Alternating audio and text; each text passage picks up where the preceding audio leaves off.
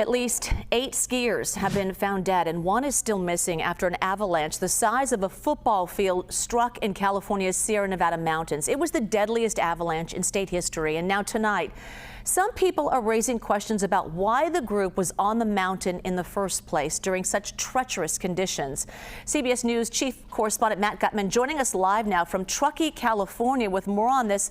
So Matt, how is the tour company responding to those difficult questions at a difficult time, clearly? Juliet, the company's called Blackbird Mountain Guides, and pretty quickly it put out a statement that it is cooperating fully with the authorities. It even sent out a number of rescuers with the official rescue teams.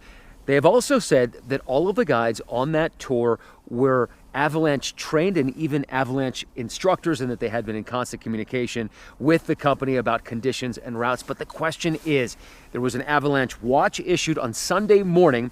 48 hours later, they were still on the mountain, and obviously those avalanche warnings were issued, and then the avalanche happened. So they are actively speaking with the sheriff's department. We spoke to the sheriffs today.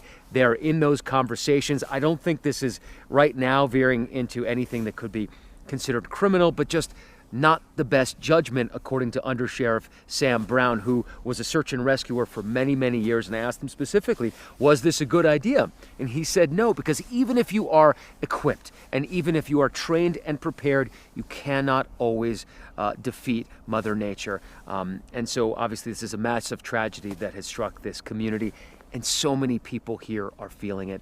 This place is just reeling, Juliet.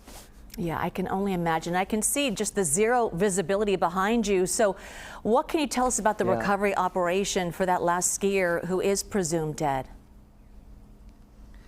So we were surprised to learn today that there are actual rescuers on the mountain, and they've been hunkering down there since Tuesday, staying in a hut and trying to carve out a path for snowcats and additional rescuers and reinforcements to come in, probably starting tomorrow and through the weekend. They're also trying to establish a helicopter landing pad for supplies, equipment, and personnel, and they're even considering using explosives or bringing explosives to that side of the mountain to trigger their own avalanches so that they don't actually physically trigger them when they're skiing over them. But even once they create that landing pad and the sort of base camp area, they will still have to ski about 2 miles in and out of the avalanche site to retrieve the bodies. But I'm told that they hope to have this process done by the weekend, and then there will be an official identification at some point shortly thereafter of all of the victims. Right now, we only are aware of about 3 victims. One, a high-tech exec who work in radio from the Bay Area, a woman, and 2 sisters who were on this trip as well. So obviously just devastating news here. Yeah, it is heartbreaking. Matt, thank you so much for your report.